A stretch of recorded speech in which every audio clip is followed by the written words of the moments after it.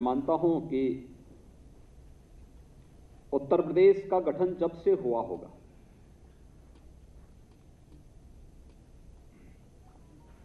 जनवरी 1950 को इसका नोटिफिकेशन हुआ था। यद्यपि उससे पहले भी उत्तर प्रदेश था, उत्तर प्रदेश नाम से नहीं था, इस संयुक्त प्रांत के नाम पे था।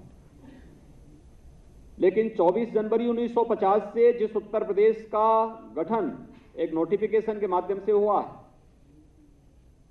तब से लेकर के अब तक यानी 4 वर्ष में इतनी बड़ी संख्या में नियुक्तियां हुई हों, जिनमें लगभग हम लोग 1.5 लाख तो केवल पुलिस में भर्ती किए हैं, जिनमें इंस्पेक्टर हैं, सब इंस्पेक्टर हैं, डिप्टी एसपी हैं, पुलिस के कांस्टेबल हैं। पीएससी की 54 कंपनियां जो समाप्त कर दी थी पिछली सरकारों ने। मुझे देख के तब ताजुब होता था जब यहां हर दूसरे तीसरे दिन एक दंगा होता था, बड़ा दंगा है। संपत्ति या जनहानि इस पक्ष की हो उस पक्ष की हो, लेकिन प्रभावित प्रदेश होता था, छवि प्रदेश की खराब होती थी, कॉमन मैन प्रभावित होता था। और पुलिस इसलिए सहाय होती थी कि जहां उत्तर प्रदेश के पास 3 लाख का पुलिस बल होना चाहिए था, वह 1.25 लाख तक सीमित रह गया था। कानून व्यवस्था को बनाए रखने के लिए पीएससी की जो भूमिका होनी चाहिए थी, उसकी 54 कंपनियां समाप्त कर दी गई थी। हम लोग आए, हम लोगों ने कहा कि भी पूरी पारदर्शी तरीके से भर्ती की प्रक्रिया होनी है, भर्ती की प्रक्रिया में महिलाओं को प्राथमिकता दी जाए। और उसका परिणाम है 4 वर्ष के दौरान 1.5 लाख से अधिक पुलिस कर्मियों की भर्ती, जिसमें डिप्टी एसपी के स्तर पर, सब इंस्पेक्टर के स्तर पर, कांस्टेबल के स्तर पर, पीएससी की समाप्त हो चुकी वाहिनियों को पुनर्जीवित करते हुए, 3 नई महिला वाहिनियों का पुनर्गठन करते हुए, एसडीआरएफ का गठन करते हुए, प्रदेश के अंदर एंटी टेररिस्ट स्क्वाड का गठन करते हुए, या फिर एसटीएफ का स्ट्रेंथन करने की कार्रवाई को तेजी के साथ आगे बढ़ाते हुए हम लोग उस प्रक्रिया को जहां पूरा किए, एक भी जगह कोई ये नहीं शिकायत कर सकता कि कहीं भी किसी ने कोई पैसे की लेन देन की हो, किसी के साथ भेदभाव हुआ हो, कहीं पर किसी प्रकार की कोई अव्यवस्था फैली हो। ऐसे ही शिक्षा में भी था, लंबी लड़ाई लड़ी गई, हमने प्रक्रिया को पारदर्शी बनाया और भर्ती बोर्ड को इस बात के लिए पूरी तरह जहां स्वतंत्रता दी कि स्वतंत्रता इस बात की कि चयन की प्रक्रिया पूरी पारदर्शी होनी चाहिए, पूरी तरह ईमानदारी पूर्ण होनी चाहिए, किसी भी युवा के साथ भेदभाव नहीं होना चाहिए, लेकिन समयबद्ध भी कार्यक्रम होना चाहिए। और आज मुझे बताते हुए प्रसन्नता है कि काफी बड़े पैमाने पर ये जो 1,20,000 से अधिक बेसिक शिक्षा परिषद के ही शिक्षकों की भर्ती की प्रक्रिया हम लोगों ने की है, इसमें बेसिक शिक्षा का ही 1,20,000 है, माध्यमिक का अलग है, उच्च का अलग है, टेक्निकल का अलग है, मेडिकल का अलग है। ये पूरी संख्या को अगर आप देखेंगे तो ये भी शिक्षकों की ही भर्ती की प्रक्रिया लगभग 1.5 लाख हुई है। अन्य विभागों की भी नियुक्तियां इसी स्तर पर हुई हैं, कहीं पे जल शक्ति विभाग का, कहीं पीडब्ल्यूडी का, कहीं पे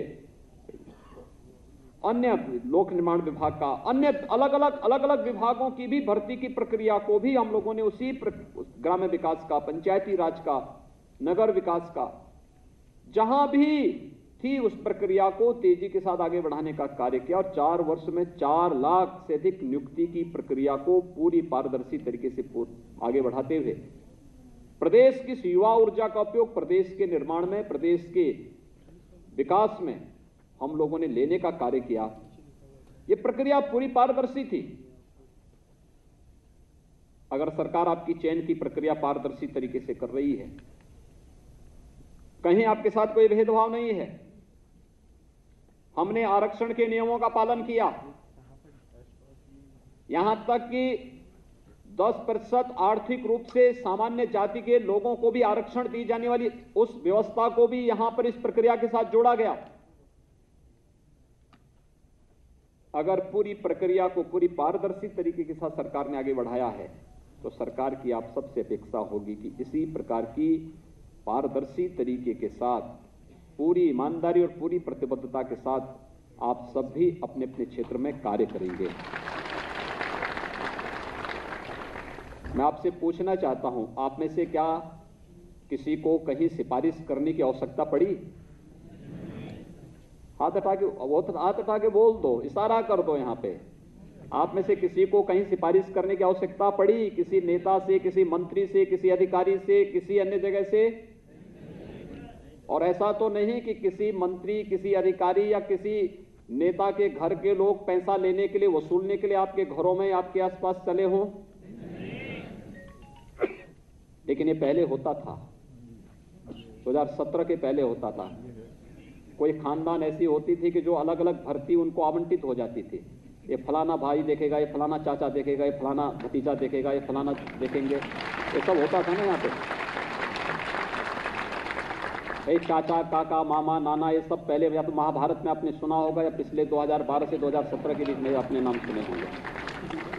ये महाभारत के वही पात्र हैं जिन्होंने फिर से जन्म लिया। और ये लोग जैसे महाभारत करके भारत की प्रगति को पूरी तरह बाधित किए थे, इन लोगों ने फिर से प्रदेश के विकास को बाधित किया था।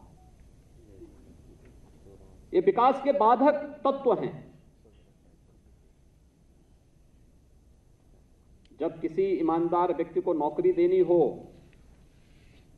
ईमानदारी से उसकी योग्यता और उसकी क्षमता के आधार पर तक ईमानदारी नहीं दिखती थी। पहले जाति, और जाति में भी अगर कोई अच्छा ईमानदार व्यक्ति उसको नहीं, फिर पैसा। और फिर यह भी देखते थे कि पैसे के साथ साथ तो ये भी देखते थे कि ऐसा तो नहीं भाई परिवार की कोई अयोग्य लड़की है तो उसका शादी के लिए कोई बरी मिल जाए, चले इसी बहाने इसके ऊपर हो जाए। ये भी सब कारक बनते थे। लेकिन इसका खामियाजा किसको भुगतना पड़ता था? प्रदेश को। प्रदेश की 22 करोड़ 24 करोड़ जनता इससे प्रभावित होती थी।